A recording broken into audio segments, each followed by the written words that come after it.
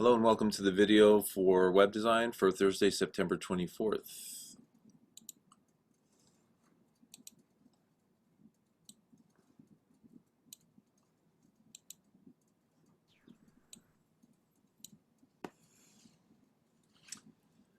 Hello.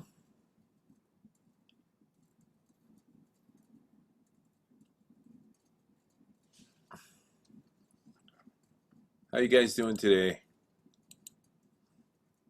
Pretty well. Okay, how are you? Well, good, thanks. Anything new and exciting? Not for Old, me. old and boring? Yeah. My entire existence. So Heather, you made it. Did you make it via the internet or are you on a phone? My internet eventually did go up pretty late though. Oh, cool. I'm glad you got it. Yeah, me too. Yeah, it's kind of hard to be without the internet these days.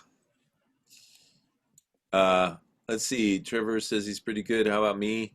Having to discuss Casablanca for another class, it's been a good write.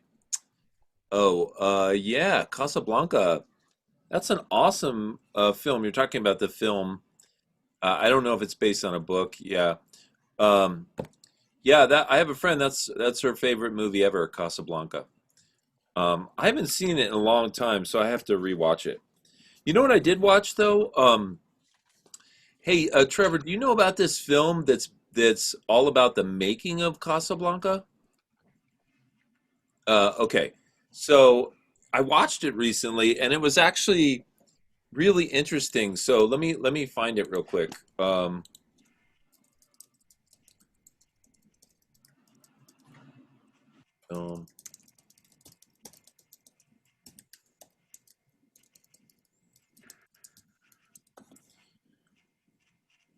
oh yeah, this is it. This is it. Uh, all right, let me share my screen with you. So if you're ever like I don't know, just randomly wandering around the halls of Netflix or Amazon Prime or Hulu or whatever you watch, sometimes you'll come across a movie you're like, oh, I don't know if that's going to be any good or not, and sometimes you watch it and it turns out to be kind of interesting. So that was the case with this movie. So there's a movie called Curtiz, and the movie is about the guy who directed Casablanca. Um, and it says Michael Curtiz, the pompous bastard who shaped Casablanca, right? And it was fascinating to me because this guy Curtiz, he was like a rock star in Europe. He directed, of course, Casablanca was made, in the early part of the 20th century, and but this guy was over in Europe and directed an incredible amount of films that became really popular. And they wanted to get him over here to America, so he came over here and he was just a workhorse. He was just like directing tons of films, and they got him. They hired him for Casablanca, but there was all this internal strife on the set, and this guy was, obviously very talented, but really hard to work for. So this film is about him making Casablanca and what a lunatic he is.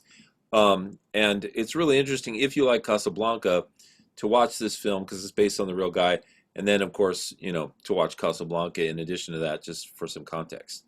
But yeah, that's the name Curtiz. And if we go to Wikipedia um, and look up Curtiz, yeah, there he is. Hungarian. And this is the real guy. That was the actor we saw in that other one, but this is the real guy. He has that very intense uh, early 20th century Euro look, I guess is how you would describe it. I don't know. But he was, oh yeah, check this out. So Warner Brothers invited him to Hollywood in 1926 when he was 39 years of age. He had already directed 64 films in Europe, right? He directed 102 films during his Hollywood career. I mean, this guy directed a film on the weekend, I guess. I don't know. It was just insane how productive he was. But anyway, if any of you guys are interested, check that out. That's a good tip. All right, let's see. Open up my chat here. Uh, Curtis, thank you. I'll have to check it out. Yo, 102 films. That's crazy. I know. Insane. All right. Let's go to the class website here. Pima.drinko.com. All right. Web design. All right. Let's see. So, Heather, I don't know. I told you that we're doing presentations. I don't know if you had a chance to put one together or if you wanted to do one later in the semester. I forget what we talked about. I'd probably have to do one a little bit later. I'm still a little underprepared. Yeah, that's fine. That's not a problem. Okay. And then let me see if I had anybody else on the list here, presentation wise. So Ariana, I got you on my list. Are you list worthy? I'm ready. I dropped it in the folder. Okay, so you want me to bring it up or do you want to share your screen and do it? Are you able to bring it up on yours? I am, in fact, Okay. a special skill that I have. Let's see. Of course, anybody can do it, but I like to think I'm special.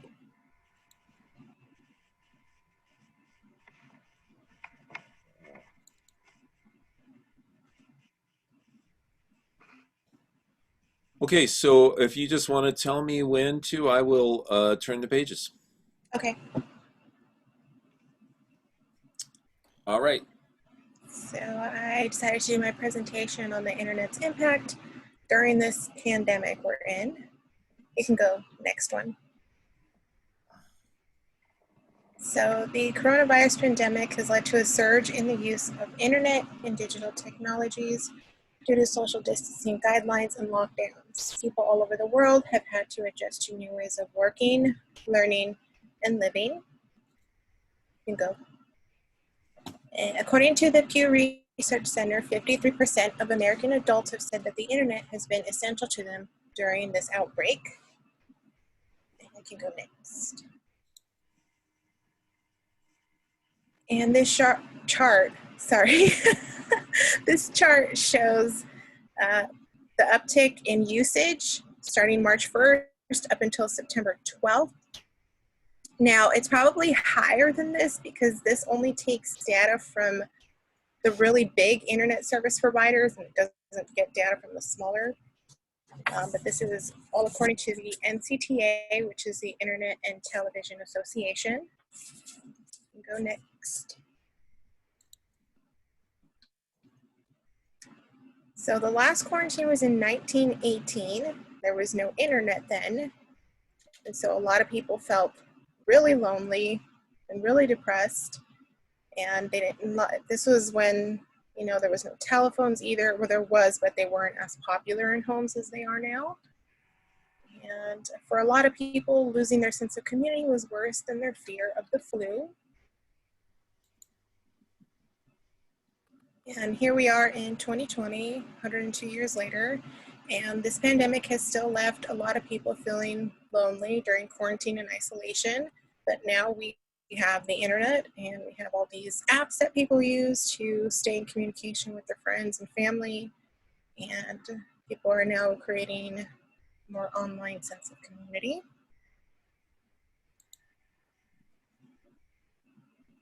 During the pandemic, the internet has also become essential for working and learning. I don't know why the text looks like that, but the working and learning at the top was supposed to not interfere with the others, but this is the usage starting in early March for apps like Zoom, Google Hangouts, Google Classroom, Microsoft Teams, and something called Super VPN. I don't know what that is, but that chart there shows the uptick. And we can go next. All right. Oh, sorry. It's also become a necessity for people to order just their groceries, dinner, things from Amazon, things from anywhere that delivers pretty much. So UPS, Postal Service, these have all become even more essential now.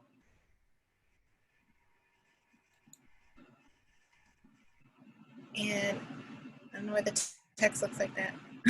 But entertainment, everyone's at home and they're watching Netflix and all the different streaming services, Hulu, HBO, Disney Plus. Everyone's watching movies and TV at home. And we can go next. And obviously, we now have access to plenty of news sources online, so we can stay informed about what's been going on. Sometimes it's easier to look away from the news, but and we can go next. It just says, thank you, Internet, and that's it.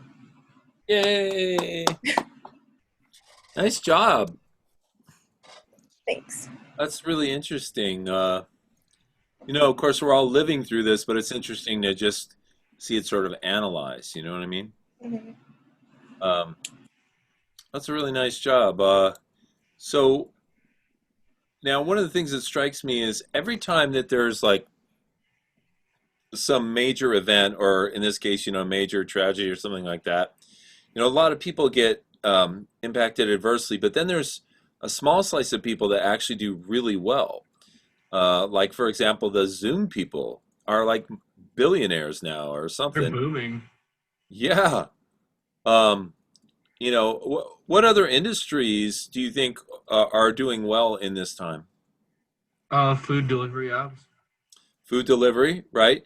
Yeah, unfortunately, the people who own those food delivery services are doing really well, but the people who worked as waiters and waitresses and don't have jobs anymore are not doing so well, right? So it's interesting how the power shifts and the money shifts during these strange times. Okay, let me go back to the website. All right. We have been, we looked at WooCommerce last week, and we just kind of got started talking about it and installing it, and I let you guys play with it for a while. Did you guys have some success? Did you hit some barriers with WooCommerce? How did you do? I didn't have any issues. I think I've only added one item, but Okay. I haven't really gone in to add more, but so far so good. Okay, that's good. Anybody else have any reports on WooCommerce? You were successful setting it up, or you ran into a wall and gave up, started banging your head against the wall? I didn't seem to have any problems so Okay. far. That's good. That's good. All right. I see a note here from Trevor. He says, when I said I wanted to live in the 20s, this isn't what I had in mind. Great presentation. Thank you, Internet, indeed. Amazon designating the items to a page has been weird, but I think it's just not super straightforward at first. Okay. Well, we're going to talk more about, WooCommerce, obviously, but also I'd like to talk a little bit about some of the other e-commerce options available for you guys. So I have this link here, and this website, WP Beginner, is it's a good one for people who are learning about WordPress. You can get a free account with them. I guess one of the problems I have with them is all these freaking ads that always pop up, but you can get a free account with them, and then you can log in and watch videos and stuff, but they also have good articles. And here's an article called the 5 best WordPress e-commerce plugins compared to 2020. So they have some text at the top, and then blah, blah, blah, blah, blah, and then we get down to the list. Okay, so number 1, they have WooCommerce. 2, something called BigCommerce. 3, easy digital downloads. 4, MemberPress and Shopify. Now, I haven't used all of these, but I've used a few of them, and I can give you some insight into some of them. So WooCommerce is the big bad boy of the block, partially because it's actually owned by WordPress. WooCommerce, to my understanding, was a company that started in South Africa, and the people who created it just made a really, this may go against your instincts so far using it, but they made a really easy to use e-commerce system at a time when e-commerce was kind of difficult to use, and there were a bunch of choices. there was no real standardization, and nobody knew who the winner of the e-commerce wars were. Well, WooCommerce emerged as a company that created software that was easy to use and looked good, and they basically slowly rose through the stacks to become one of the premier e-commerce plugin manufacturers. And as a result, WordPress, the people who own WordPress, bought them and folded them into the whole WordPress world, which made them even more powerful because now the people that make WordPress own WooCommerce. So it's a no-brainer. What are you going to use on your WordPress for e-commerce? Well, WooCommerce, right? So that explains a lot of why they're at the top. But they earned their way to the top, but then they got bought, like so many small companies do. So it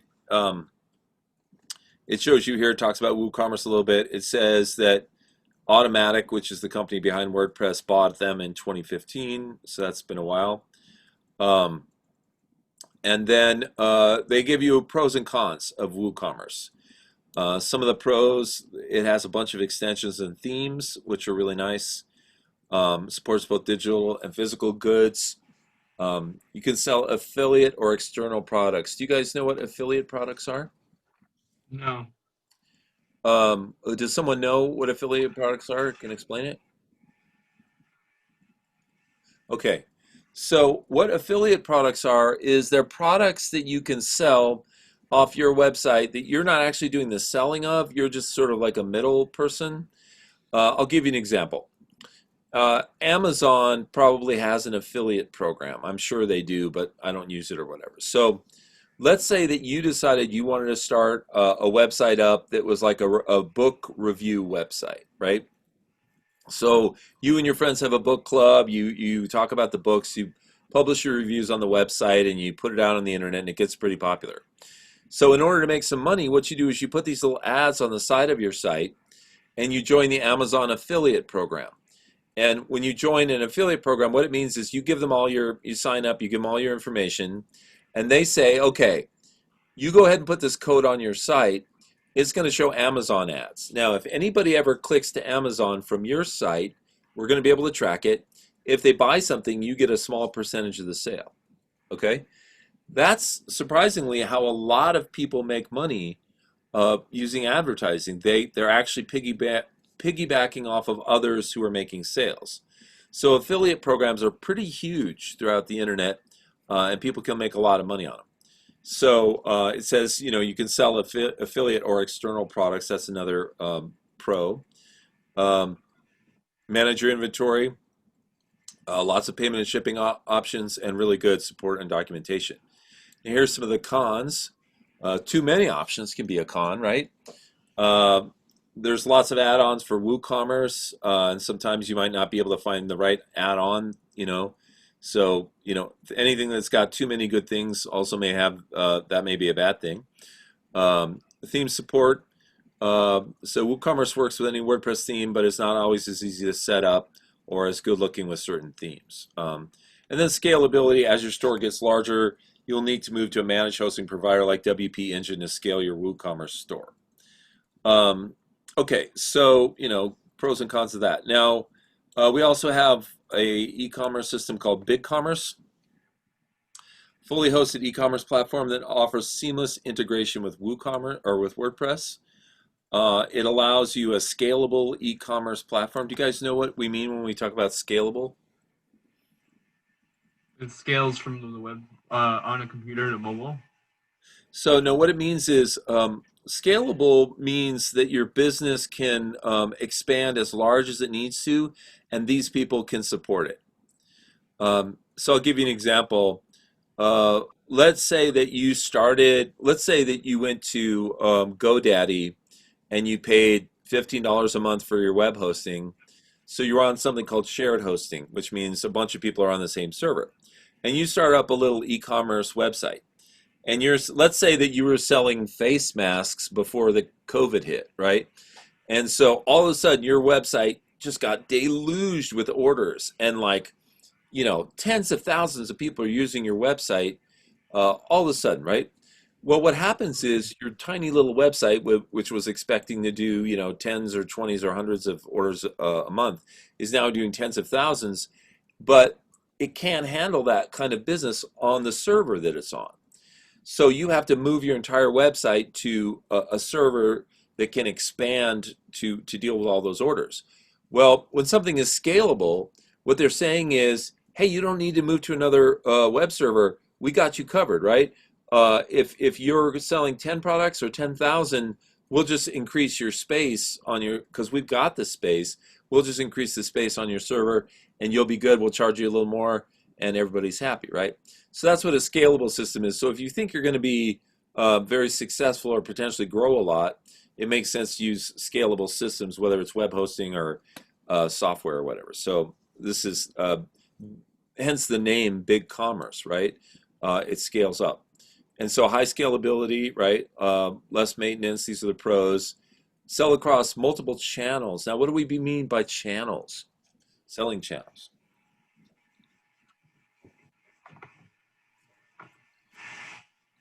So let's see. Selling channels are different places that you can sell products. So for example, Facebook is a place you can sell products. You can actually sell your products on Amazon. You can sell them through Instagram. So each one of those is a channel where you can sell things. And then it says no transaction charges. Some e-commerce platforms charge you for every transaction, but these guys don't. And then they have some cons. They have a yearly threshold on sales for each plan. If you reach that threshold, you're upgraded to the next plan. So basically, you get punished for your success by paying more. And then there's a limited amount of other apps that support that. Now, this one, Easy Digital Downloads, I have used, and it's good. It works. And basically, it's just if you're selling digital stuff. So you can get this plugin, install it, and it works. It's easy. And you're in business. You're selling your digital goods. Of course, it doesn't sell physical goods. So if you ever want to expand into that, you got to change your e-commerce system. So digital downloads only is what this one sells. MemberPress allows you to sell subscriptions or subscription-based digital products. So like if you created a magazine and you were selling a digital magazine, you were selling that, or anything else that you could sell digitally. Maybe you create digital artwork and somebody buys a subscription to that, or music or whatever, that's what MemberPress is for. So that's clearly a very specific niche. And if you're in that market, then here's your beast, right? This little plug-in here. It's made for subscription-based products, so that's its real plus. It's got good extensions, and but some limited payment options, and yearly pricing is always a drag because you can't, you got to pay for a year. Might as well stick around for that year, right? And then number 5, we have Shopify. Now, Shopify has a pretty good reputation. Shopify is basically like it's like Wix or Squarespace, except with e-commerce. So in other words, you don't build your site on your preferred server. You build it on the Shopify server. You can still build the kind of site you want and everything, but Shopify controls the environment, and that's where their e-commerce is. But it's like Wix. It's super easy for beginners to get set up. Then you got to pay monthly plans, right? They support both digital and physical goods. They let you manage your inventory, lots of payment and shipping options, and you can create a Facebook store, right? But there's this fee that you have to pay, every time, or there's fees that you have to pay that are associated with it that make it so that, unless you're selling a certain amount of products, it just doesn't make sense to use these. Okay, so they give you the breakdown here. Obviously, WooCommerce is the best, and so on and so forth. So, I wanted to share with you guys different possibilities because I have my biases about which plugins and platforms and stuff that I like, but you guys should be able to choose for yourselves And of course, we're using one that I'm very familiar with and that's very successful. But if you ever, want to try out any of these other plugins, you're more than welcome to. Okay, any questions about the whole e-commerce around the world trip? Okay, let's go back here then to this. Okay, so uh, is anybody having any? I asked you earlier if you were having any issues, but just to double check, anybody having any specific issues with either WordPress or WooCommerce that they'd like to ask right now? Ask about? I do. Okay, yes. On my website, I'm barely got like bare minimum, but on the home page, there are these like footer lines and they're uneven and I don't know how to get rid of them. Okay. So let's see. So you are at pimaccweb.com/Ariana, I hope. I guess we'll find out.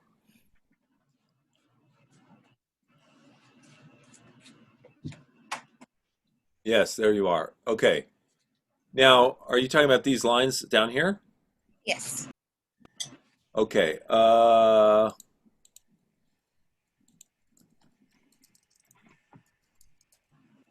did you ever did you happen to set up a second login for me or anything, or is it just your I you? did, yeah. Okay, so it's my is it GLamo or is that what I gave? Yes, I think so. Or GJ. Well, let's see. Gmail.com. Let's see, and it was Peachy 2020. I think I did that Teach a Peach 2020 with the Oh, Peachy. exclamation. Okay, Teach Peach. I think I had that earlier, and I was like, that's too complicated, and I changed it. Oops, Uh, sorry. no, it's okay. Let me see if it works. Oh, I don't know if it was my P. I'm gonna try a couple things. Okay, Teach. Was the T capital in Teach a Peach? I did it all lowercase. Okay. Teach a Peach 2020. This. So I'll try GLamo, and then I'll try my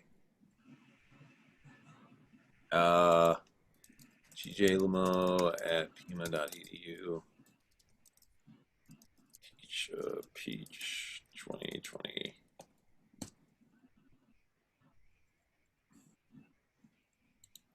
Oh, I got in. Okay, so that means I gave you guys my Pima email address. Okay, so now we can go to pages.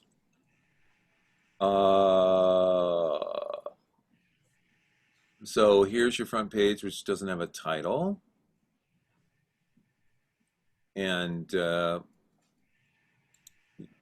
block editor. Oh, I hate the block editor. Boo. Sorry. Personal bias being exposed here.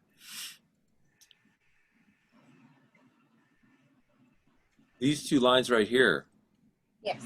these two nasty, nasty lines that you can't edit because they're not part of this and they don't allow you to do anything, right?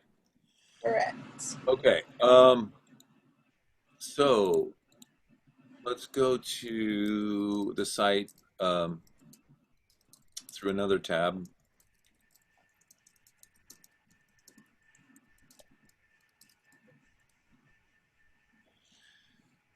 Okay, I gotta close my blinds here because it looks like my face is being burned off by the sun. So hold on one sec.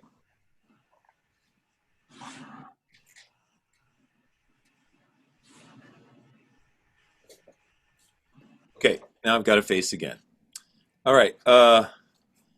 So what I would do in a case like this, and it's not uncommon to find areas that are not easy to edit in WordPress, unfortunately. But I would open up the tools, the webmaster tools in your specific browser. Now in Firefox, they're over here in this drop-down menu. You can come down here to Web Developer and then click on that and then go to Web Console. And what will happen is it'll open up this interface at the bottom. And you can click on this little icon here, which is like a page with a mouse over it. And then And then what you do is you hover over the area that you want to deal with. And in this case, it's kind of hard to figure out what the hell those things are. I'm just going to click here in hopes that I am getting the appropriate area. So let's see. It's showing me it's over here on the left-hand side. It shows the HTML, and on the right, it shows the CSS that's associated with that. Now, unfortunately, it's not clear what the heck we're dealing with because it's just such a weird section. And I don't even know that I actually clicked on it appropriately because, like, see, it lets me select some weird little box down here, but that doesn't seem like it. That says div site logo, so that doesn't seem like it has anything to do with these crazy lines up here. But when I click roll over these, it's kind of rolling over the whole picture. So it's kind of problematic. Now I do know that these lines here are probably what are called HR or horizontal rules. But so if I were lucky enough to see that in the code anywhere, I could know what I'm dealing with. But it's really unclear where I'm going to go to find these damn things.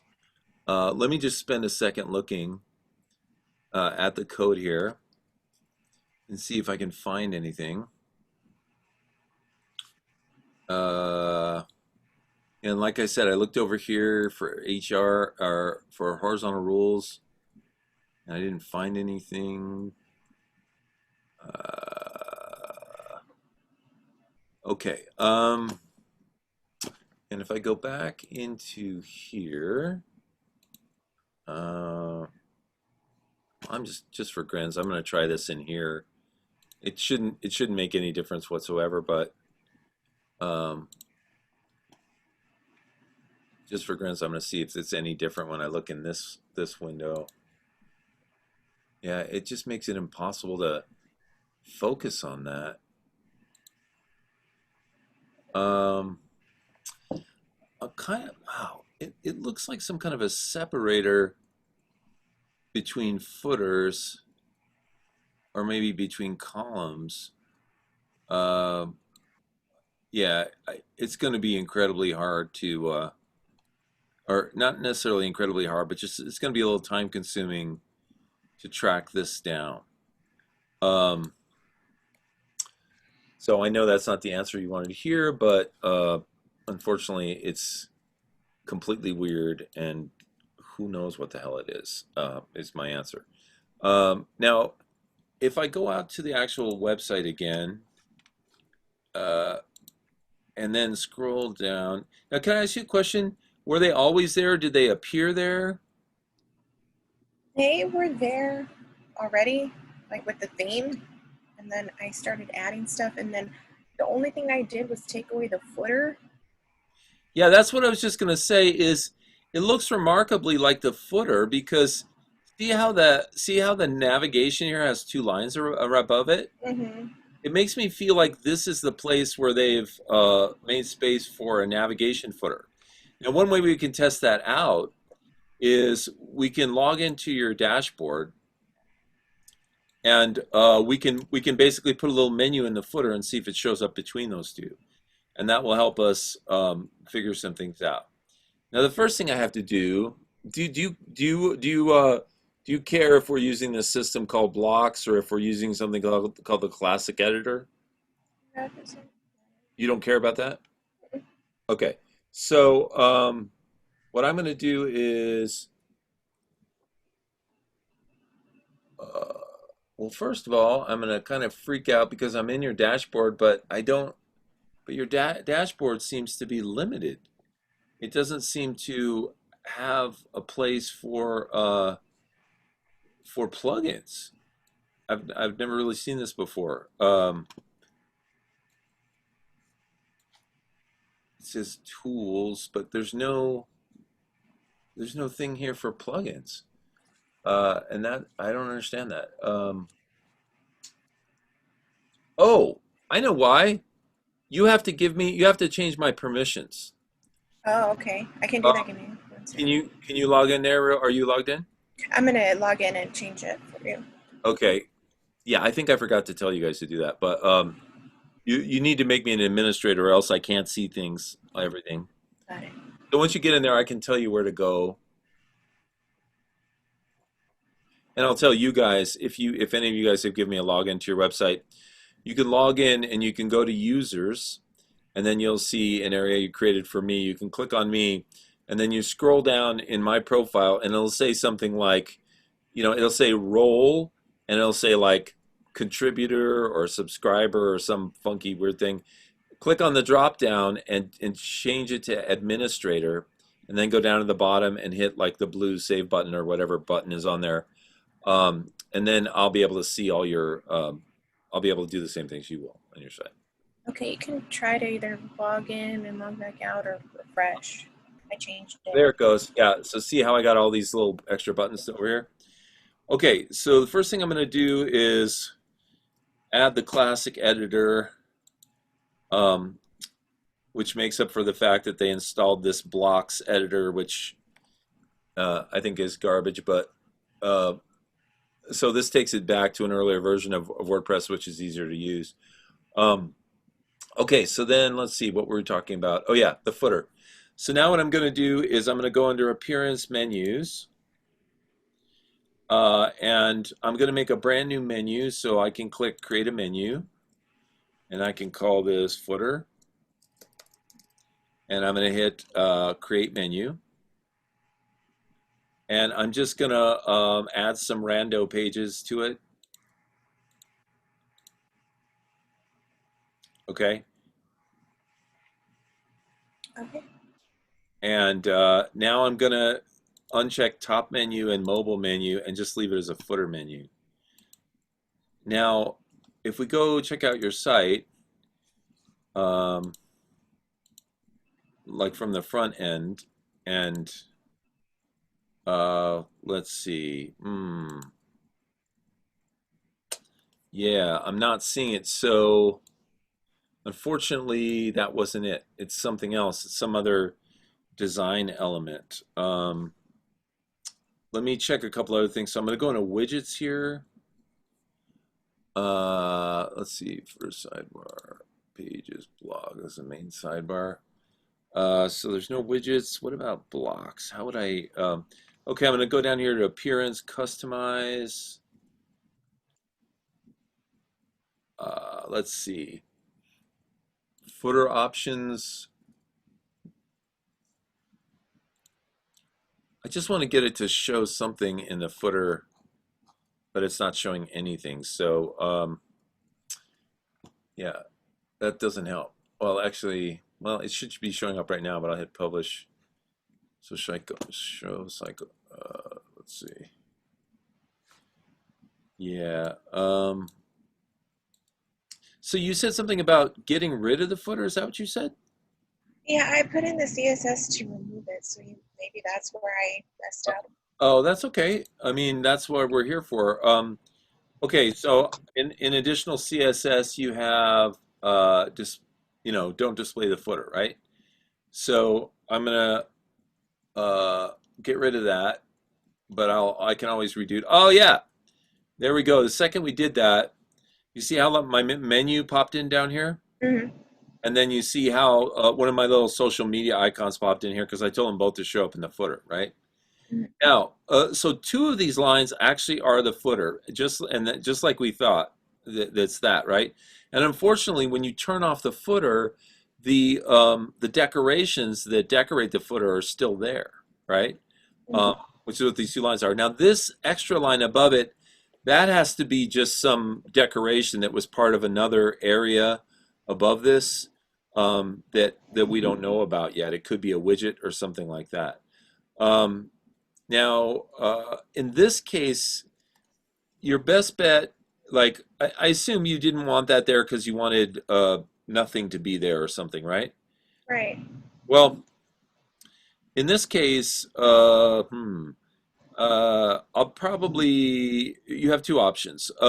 you could either leave something in the footer, leave a menu in the footer, and then just put some actual content in here to push the footer down, or we could experiment. We could spend a little time between us, and if we do enough digging, we'll eventually be able to locate where those are and get rid of them.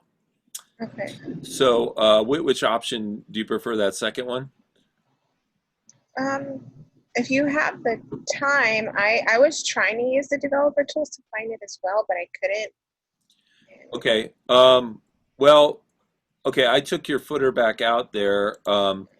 So I tell you what. Let me just put it on my to-do list, and if I spend a few minutes rooting around in there, I can usually figure out what's going on. So that's something I'll come back and look at. Okay. Okay. Thank Um, you. you're welcome. Anything else that anybody has troubleshooting or anything else?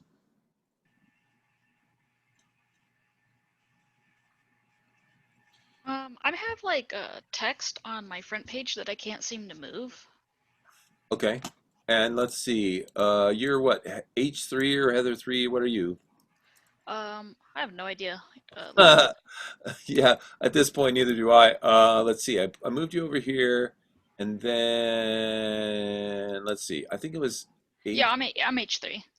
All right. And you didn't happen to like give me a user login or anything, right? I don't think so. Here, let me look. Uh, what you know what you could do is you could privately in this chat here, you can privately send me a login that will work if you want me to do something to the site. Um, let's see. So, I don't know why my site looks all messed up right now from your view. oh, is this messed up? Yeah. What's messed up? My image is sunk down. Your image. Oh, this image fell down, and like there's some text up here. Yeah, Uh, that's the text I want to move to the blank space on the image, like to the right. oh, okay. All right. Okay. Well, I'm probably gonna have to log in here now. Did you change your password after I sent you that password? No, same password. Okay. So let's see. It was sad zebra 202. Yes. Okay.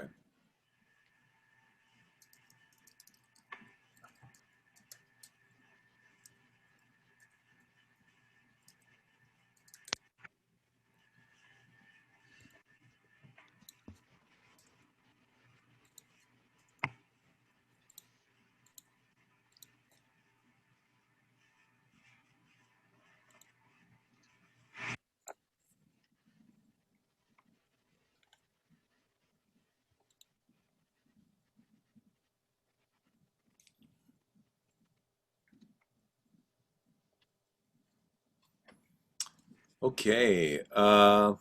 Hmm. So, yeah, this is some weird stuff going on here. So, is this a background image, Heather, this picture here? Yes. Okay, so you can right click on a section like, this background, and you can click Edit Section. And then when you click Style, that's where you should see the picture, right? Now, that's very strange. Oh, okay, it is showing the picture, but it's way pushed down. Um, And now, go ahead. oh, I'm viewing it right now, and it looks normal on my view screen. What browser are you using? Oh, I think Chrome.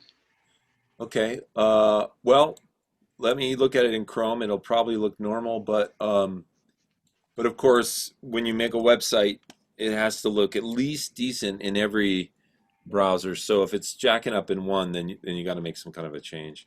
Oh, that sucks. Yeah, I know. Okay, so Chrome is starting. It's just a little slow. Now I notice you have some numbers in here for X position and Y position. So you were moving that picture around, right? Yeah, I was positioning it because it was like when I uploaded it, it was all kind of funky. Right. Okay. Oh, where? There we go.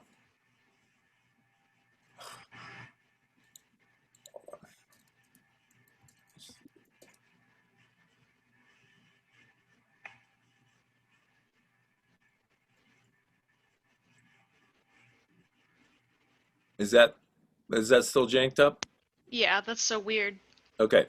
Um, and you're a Mac person or a PC? PC.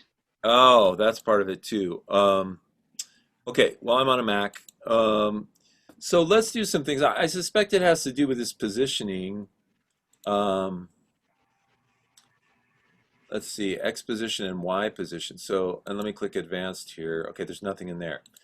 Okay, so the X position and the Y position, of course, the Y is going to go straight up and down, and the X is going to go across, right? Now, the fact that this is negative 27 makes me think that's what pushed it down here. So if I just click on this little slider and move it this way, okay. Oh, I'm sorry, that's X, not Y. Okay. I'm talking about going up and down. So it's got to be this one right here. So if I move it this way, then it's going to go back up where it should be, right? Yes. Okay, now if I hit update and then we go check it in Chrome and hit refresh, that's interesting, isn't it? Yeah, Uh, for mine it's pushed all the way up. yeah, unfortunately, wow, that's some janked up stuff, right? Um,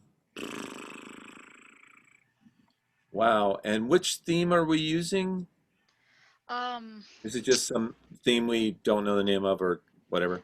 it's the Mountain Astra theme. Oh, it is, really? Yes. Okay, so this is what I wanna do. I wanna set the X and the Y positions to 0. Okay, and update them. Now, does your picture doesn't have any white uh, on it, right? It's just the yellow? It shouldn't have white. It should just be yellow. Yeah. Okay. Oh, that's so interesting. Attachment fixed, default. I'm going to experiment with a couple of other things. Let's see. Default didn't make much of a change. Scroll. Yeah, that's just for. Okay. We'll go back to fixed. Width 100, size custom, default. Okay. I'm just trying a couple of different things. Uh, auto, cover. Okay. So what this is making me think is that there's something above it that's like pushing it down. Like a uh, margin bottom on the menu up at the top or something like that. But In it's in Oh, sorry. good. In the advanced settings, it has like cushioning. It could be the cushion settings because I messed with that to make it work too. Uh, Unless, which settings did you mess with? The oh, never mind. It doesn't even look like I've done anything with that. It yeah, was a you mean The like padding? the yes, margin, right? yes. Yeah. And padding. Yeah, it looks like there's nothing going on there. Um, these are autos, which is the default. Um, yeah. So this is what I'm gonna do. I'm gonna copy your image. And I just want to see for myself what it looks like. Um, oh, I didn't. I don't think I successfully copied it because it just made a. Let's see. Let me preview your page and copy it that way.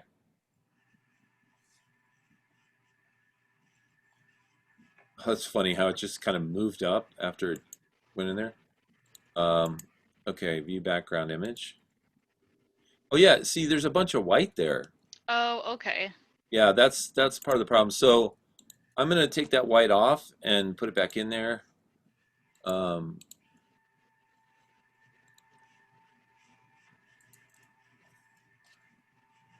let's see. I mean, it's definitely a learning process, this stuff. Okay. Uh, okay, file export. Quick export is ping is a good way to do these. So we'll just call head ping Okay. So here, okay, so style, click, upload file, select, uh, head.ping, open, uh, insert media, okay, update. So I'm just leaving everything sort of as the defaults. And let's hit the button here. Okay, now it looks like that. Let's see what it looks like on Chrome. Whoa! That is so weird. Actually, Chrome, maybe Chrome has, maybe it's saved, maybe it cached it. So sometimes you have to go into the browser and you have to empty the cache. So I'm going to clear out everything because it stores images and web pages in there, and sometimes it stores them in the old format. And then when you go look at it again, you're seeing the old thing. Okay, so now that that's been cleared, if I refresh, it should show me the latest and the greatest. Oh, there we go. Okay, so is that better? On my screen, when I refresh, it's like gigantic. Okay, well, what can I tell you? Well, okay, you can make adjustments now according to how it looks on your screen. And maybe without that white at the top, it will get better. Let's see. And what did I choose? I chose. I thought I chose default size. Let's see. Position custom. Position custom. How about default? I'm trying to let me do the default for everything and see how that works. I'll update it again. And size I have covered. I'm going to do that to default to. Now it's left aligned. Trying to. Oh, how about position center center? Okay, there's something. All right, let's look at it again. Yeah, this is definitely one of those things you got to mess with. How about now on your machine? All right, it looks normal. Oh, thank God. Okay, so yeah, too many options, right? Um, okay, so then the next thing you wanted to know was about putting a box over here to put the text in. Yes. Okay, so let's see. So we're looking at this, and we see we have just the one box here in the middle, right? Now, what we can do is we can go to our widgets here, and I'm going to try grabbing this intersection and putting it over here. Let's see if I have any luck with this. Well, you know what? I have a better idea. I have a much better idea, actually. Okay, if we roll over this guy here, now why are we not getting a plus sign at the top of this? That's kind of annoying. Usually when you want to add a new section to the top of an old one, you just hit the plus symbol and it will let you add a new one up there, but this one isn't giving me that option at all. So let's see. Yeah, it's not giving me the option to drag anything in here either. Now down here it is, and let's see if I can sort of hack this into place. So I'll click the plus, so that gives me this. Now unfortunately I think that's outside of this section, so it's probably not going to do me much good. All right, I'm going to kill that. Yeah, so it's got to be something inside this section. If I do plus, it's going to put it above it. Yeah, that's no good. So I'll have to close that. So, oh, let's see. How about this one? Yeah, edit column. Let's see. What we want is for layout, column width. So, ooh, crap. What did I just do? I didn't mean to do that. Let's see. Let's put in 100. This is a percentage. I don't know how it got 4.119, which just jacked everything up. Fortunately, I haven't updated that. So Fortunately, that's not a real thing right now. It's just kind of looking that way. Let me go back here, leave the page. Oh my God, that was horrible. All right, let me go back there again, edit with Elementor.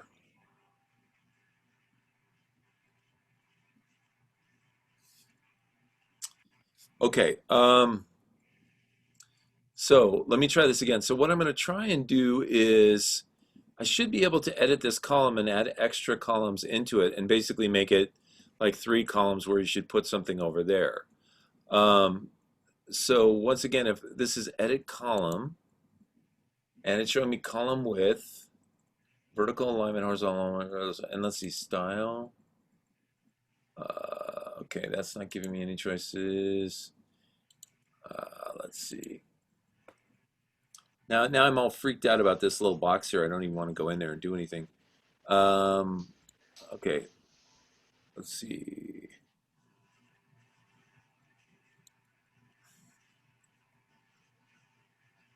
Okay. And if I try to grab an intersection and put it in here. Okay, there we go. So I was able to grab this thing, which is called an intersection, and put it in here. Now I can click on these little dots here, and I'm supposed to be able to drag something up. Okay, good, I could do that. All right, now you can see here, I'll just type in here, let's see. You can put things in these little boxes here. These are basically, oops, crap.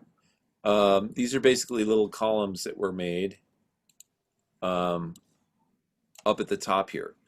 Now, you know, my goal is to edit this into being three areas, 3 layouts. Now let's see. When you right click on it, you're supposed to be able to add new column. There we go. Okay, so it's added a new column over there. Let's do it again. Add new column. Okay. Yeah. Now the problem here is the width of this column, which was this freaky thing here. It needs to be wide enough to cover this, and then if it is, then you could potentially have 3 columns, and the one over here would be where you put your content that you want on the right. The one in the center would be this content, and there would be nothing over here. So there's my 3 columns, but once again, my issue is exactly this thing right here, the column width. Now it says a percentage. So if I put in 100 and then a percent sign, oh wait, 100. See, it's only it's doing it. It's doing it by. It's probably doing it in M's. Let me hit enter and see what happens. I hope it doesn't go to hell. Let's see. Absolutely nothing happens. So that's not good. Column width percentage for the desktop. Oh wow, check this out. As I'm clicking this, it's moving. It's changing the size of the column that I'm in at the time, right? Okay, so that's, now we know that's what that's for. You can click on any individual column and go in there and edit the size of that column via this, right? Right now, this middle one is like 40%, and then this one is 27%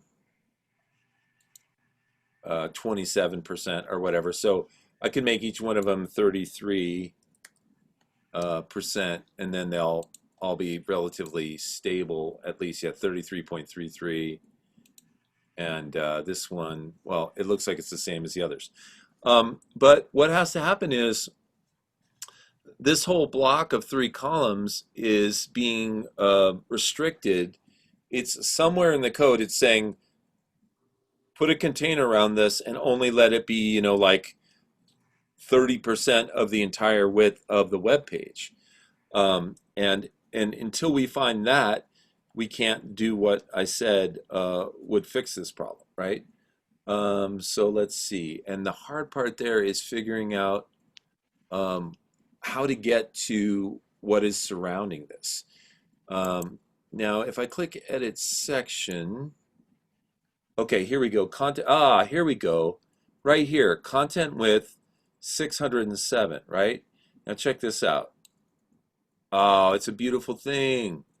We just move this to the right and look at that. We can actually position this box to be exactly over the area that you want.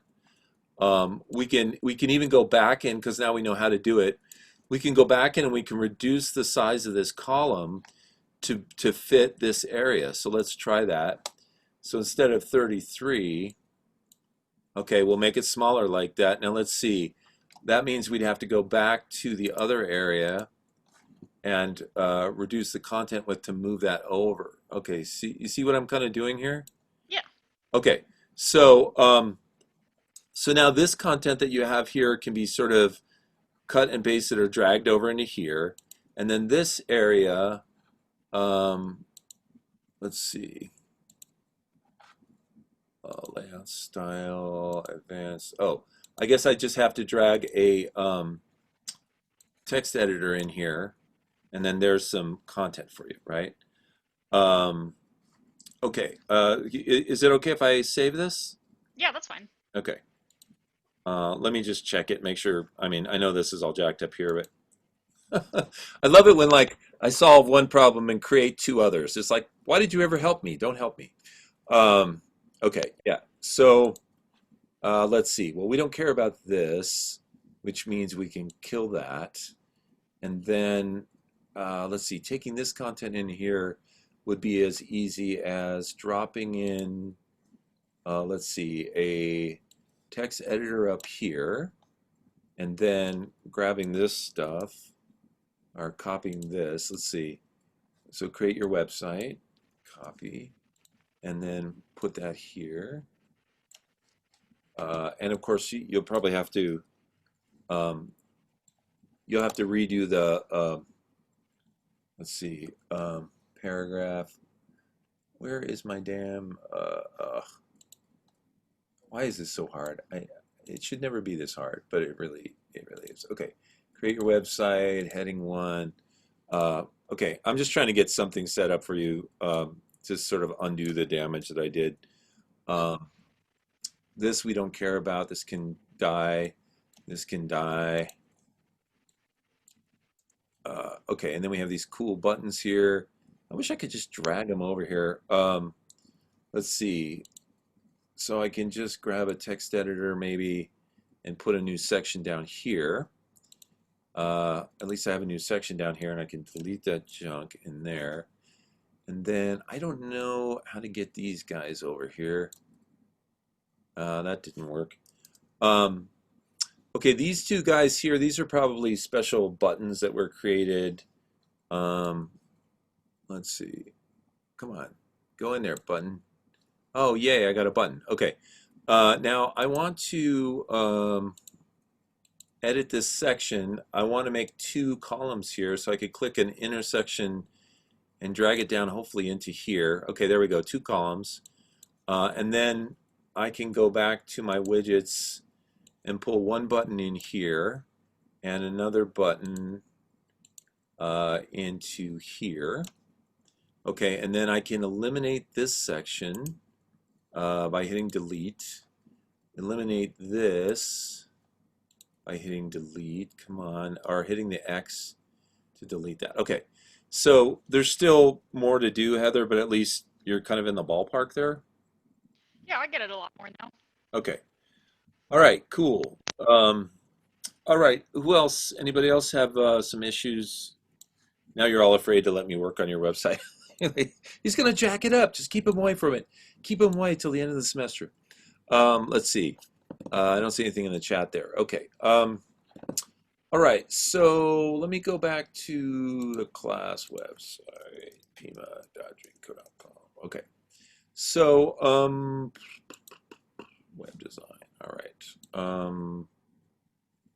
Okay. So what I made was I made this thing called a checklist for e-commerce site.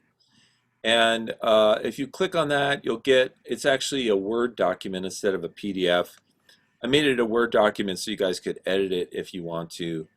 And this is what it looks like. And basically, this is just kind of a preview of some of the things that we're going to be going over, talking about e-commerce sites. But of course, this information has applications for just any type of websites that you do, but specifically it's beneficial to e-commerce sites. So what I did was I put all of these categories over here. Descriptions, I left a field for notes, and then a little thing here for done where we can put little X's after we talked about and demoed some of these things, right? So I wanted to talk to you guys about, start out talking about search engine optimization. Now, I want to check in with you guys because sometimes, we'll talk for a long time, or actually more accurately, I'll talk for a long time, and then you guys could use a little break or something like that. So I'd like to check in with you and see if you could use a break. Would you guys like a little 10-minute break right now? Yes, I would. Okay, great. So it's like 4:22. Let's round it up. Let's make it. Let's come back at. Let's see. That would be. I got to do the math. Let's come back at 4:35. So we'll give you guys a 13-minute break. Okay. All right.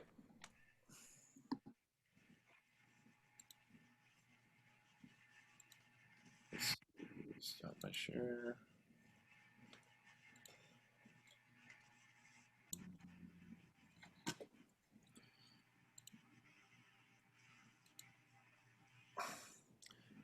Okay, so I'm back. Ariana, are you back yet?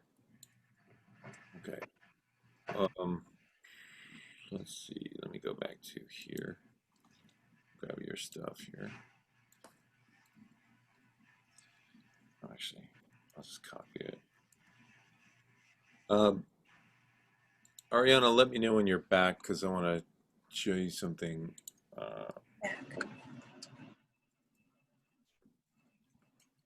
Hmm.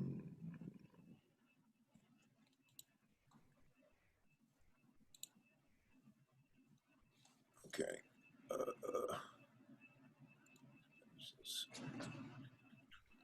Okay. All right. I'll just move on, and we can talk some more when she comes back. All right. So let me go back to my little list of many things, which is here.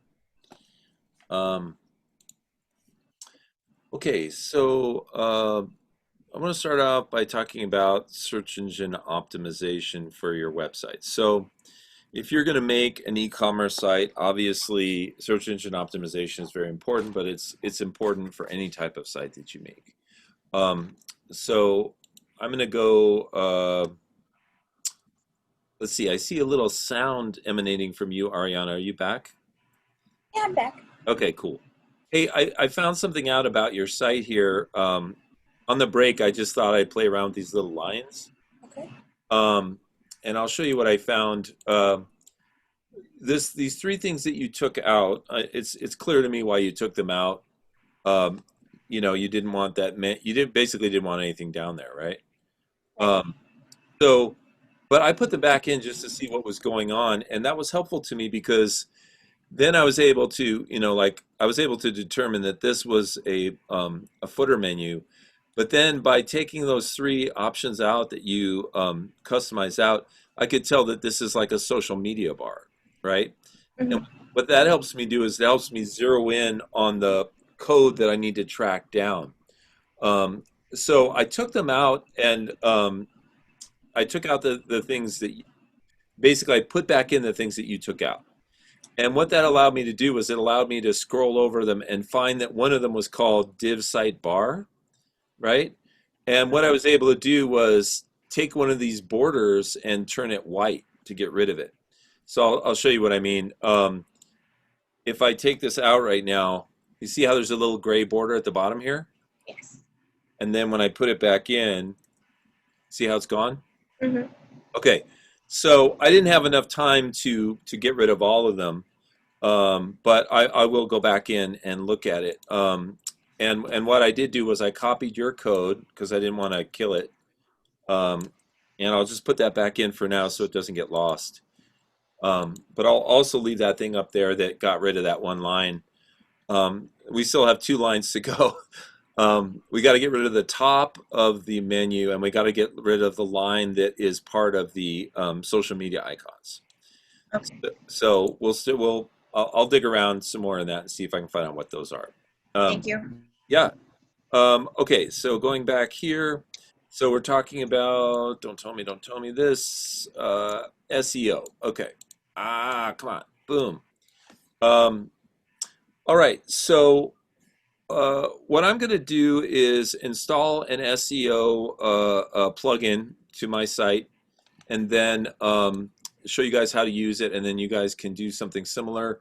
You can either do it along with me, or you can just kind of watch what's happening, or you can come back and watch this video, whatever you want to do. But so this is my test site, Happy Animal Park, and so what I'm going to do is I'm going to go down here to the plugins, and I'm going to add new, and I'm going to do a search, and I'm going to search for this one called All-in-One SEO. All-in-One SEO Pack is the name of it. Now, this is one that I've used for a few years, and there's one I need to move up to, which is this one called Yoast. From all indications, Yoast is the best one out there right now. Even though All-in-One SEO was just updated 10 hours ago, and these were updated 3 weeks ago. But if you look at the numbers here, 5+ million active installs for Yoast and only 2 million for All-in-One SEO Pack. So, and this has 27,000 reviews at 5 stars. This only has 1,000 at 4.5 stars. So clearly, from everything I've heard, this is a better one. I need to upgrade to that and see how it works. But because I'm familiar with this one, I'll show you how it works. And this one's not going to be terribly different in just how we apply things. So what I'm going to do is I'm going to click Install Now. And then, of course, Activate is the second part of that equation. And then what's going to happen is if I go to my pages now, all my pages now have some new columns on them. So they have these columns here, SEO title and SEO description, right? Now, when you make a page, like here's something called a sample page, you can give that page a title. Let's see. I have to make sure that I have the classic editor installed here because that looks like the blocks. Yeah, I do have, oh, it's not activated, okay.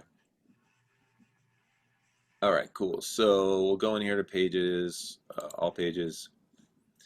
And like I said, I'm just showing my biases here. I don't like the block editor, but you guys might love it. You might think it's great, or you might not mind at all. So it comes, WordPress comes installed with a block editor, and what that is it just shows things in big chunks, which are blocks, and you click on them to edit them. And that doesn't really suit my aesthetic, so I revert back to the old way of doing things, which is, it's called the classic plugin. And if you install the classic plugin, it does things like it shows you the name of the page in its own box, and it shows you the text down here, and I prefer that. But anyway, when you're making page titles on your website, you can include keywords to help people find that page. So for example, what's something that one of you guys is selling off of your site, even if it's just a fake product? What was the question? Something you're selling off your site. Trevor said he's selling t-shirts. Okay. Yeah,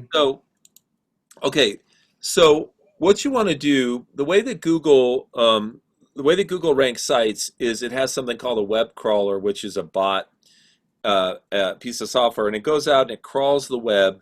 It basically reads every website, and then it comes home to Google, and it stuffs all that information into a database. Now, what's interesting about Google, we think that Google is actually ranking our pages, but it's not. It's ranking the latest database that it collected about our pages. So that information might be slightly out of date, right? But so Google is going to crawl my site, and it's going to look for keywords. And it's going to take those keywords, and it's going to assign my page and my site a score based on those keywords, how high it should be ranked. And there's a very secret algorithm that they use. It's almost like Coca-Cola's secret formula for mixing Coke that nobody knows, and it gets tweaked and changed all the time. And there's probably 6 people in the world, each who know like one sentence of the algorithm, and you have to put them all in the same room. But part of it is that the keywords that it collects from your page help determine how high it's going to go up in the search rankings. And so you want to embed the keywords that you want to be associated with your page into every part of the page. So let's start up here with the page title. So we could say t-shirts for men and women, or for men, let's just say. So you wouldn't like, it wouldn't make any sense to have like like for example, if you had a menu on your website and it said t-shirts and then you just had a drop down and it said men and women, you would still want to have the word t-shirts in that title for men, t-shirts for men, because it takes that word t-shirts and it puts it into your ranking, right?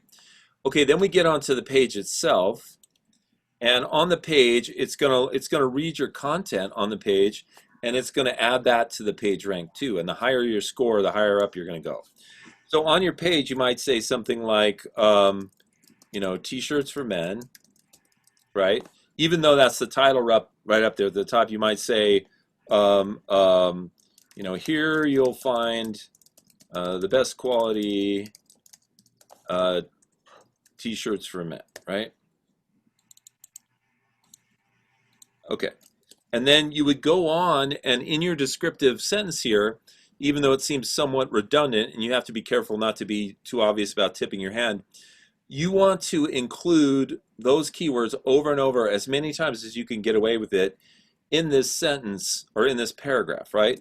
If you're looking for good t-shirts for the men in your life, or if you are a man looking for a great t-shirt, we'll call it Trevor's Shirts is the place. Men all over the world, all over the world, revere our t-shirts for their high quality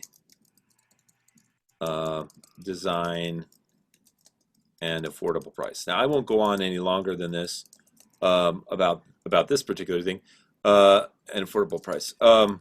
But look at how many of these keywords I've stuffed into this page so far. So let's say that we determined that the best keywords for this page are t-shirts and men, right? So I've got 1, 2, 3, 4. I've got the word shirts, so I'm going to give myself 4.5. 5. I've got that word t-shirt stuffed in 5 times over the heading and the first 2 lines, right?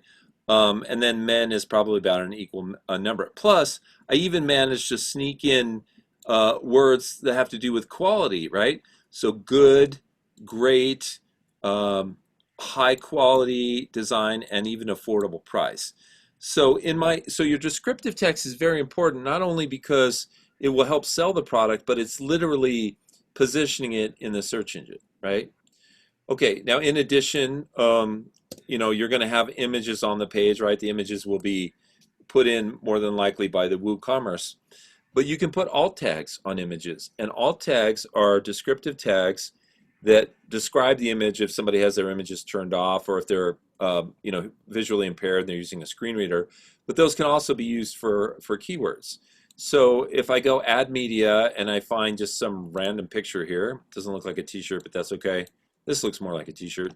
For your alt text, you put in men's t-shirt, Trevor's Shirts, Tucson, Arizona, or whatever keywords you want to put in there, right? So we insert this into the page. So not only is that image in the page, but if we look here, if we click on the text tab here, which shows us the HTML, it shows us the alt tag, which is embedded in the page too. So this is a couple more hits on t-shirts that I've got on this page because of my alt tag, right? Now, other things that you can do, You can put heading tags in here. And I know I'm abusing this whole t-shirts and men thing, but that's the purpose, right? You go up to your paragraph drop down here and you make this heading 1. Maybe we'll make it bold, right? And you know, so far we got a lot of great things going on for this page, right? I'm going to go ahead and update this page from a search engine perspective, right? And I'm going to click view page.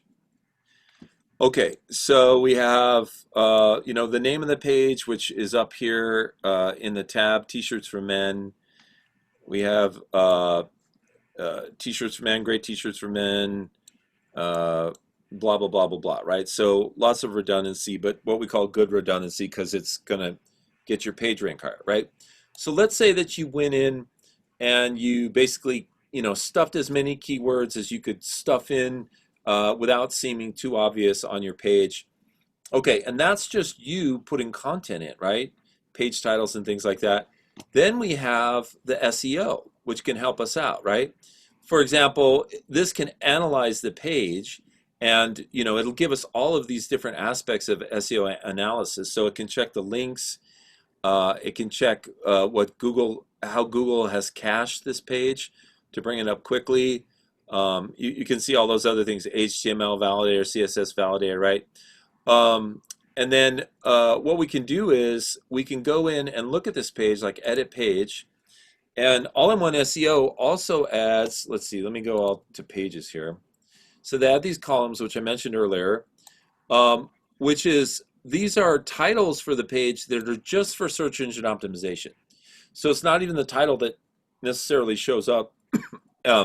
It's a title just for search engine optimization. So if we go down here and we find our T-shirts for men page down here, we click on the little pencil, and you know, we put in all the same things, great T-shirts for men, affordable T-shirts. I'll just put a few in here because you get the idea. Designer T-shirts for men, and so on and so forth, right? Now let's see. So then I go ahead and I click on this little, crap, get this up here. Click on this little check mark. Okay, now that gets stuffed into the SEO title for the page. I can also do an SEO description, and this would be an actual sentence or two, like this website sells great men's designer T-shirts, tees, and other apparel. Okay. And then once again the check, right? Okay, so now let's go look at this site. So the normal, let's see, the normal thing is T-shirts for men. That's the normal title, and the SEO title is something different. So if we click view, yeah, okay, so what it did was it actually stuffed that up into the name of the, you can see it actually changed the name of the page to whatever my link is there. However, the good thing is that on your website, the name of the page will actually be whatever name you put up at the top, right? But for the SEO, it'll actually be all the keywords that you stuffed in there. So this is sort of a win-win because, you know, nobody really looks up here to see what the hell that is. So that optimizes your search engine optimization. But they look down here and they click on this for the T-shirts for men. And then, of course, my description is embedded in the page too, and that's very keyword rich. Let's see. Now, one of the things that you'll want to do to figure out the keywords for your page is use something called Google's Webmaster Tools.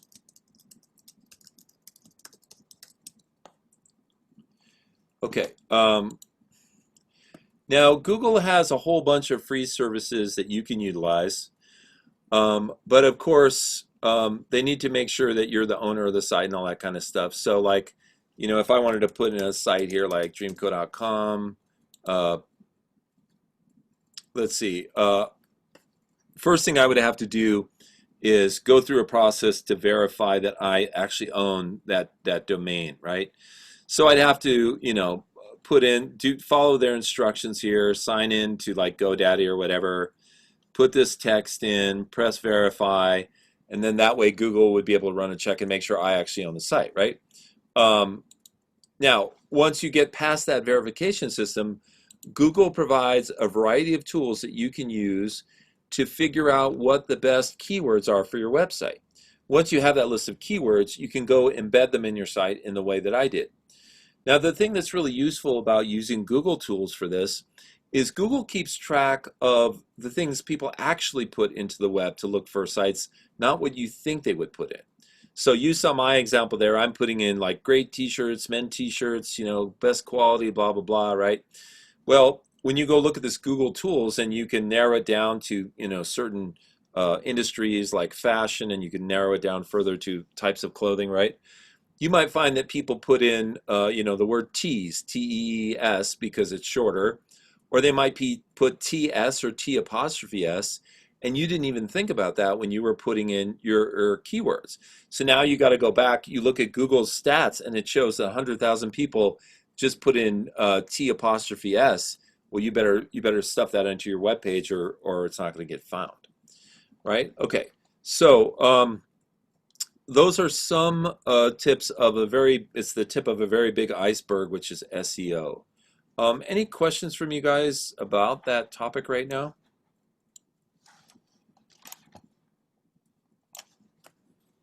Okay.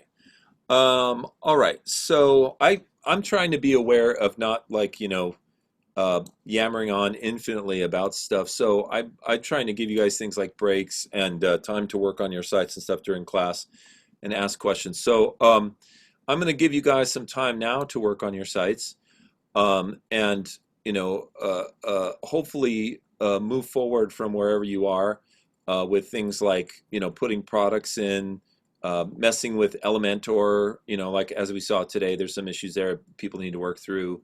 Whatever you need to do on your site, let's take the next half hour and have you guys work on your sites. I'm going to go in here and see if I can resolve this issue with Ariana's site. And Ariana, you can still work on your site. I'm just going to try to mess with this one particular issue. And then I'll stay online here. I'll probably turn my audio and my video off. But if you have a question, just pop in and ask it, and I'll answer it. And then I'll check back with you in a half hour and see how you guys are doing. Sound good? I will take it. Yeah, okay. I'll take that as a yes, whatever it was. Okay, so you guys work on your sites for like the next half hour, and then I'll check in with you. Sounds good. Okay.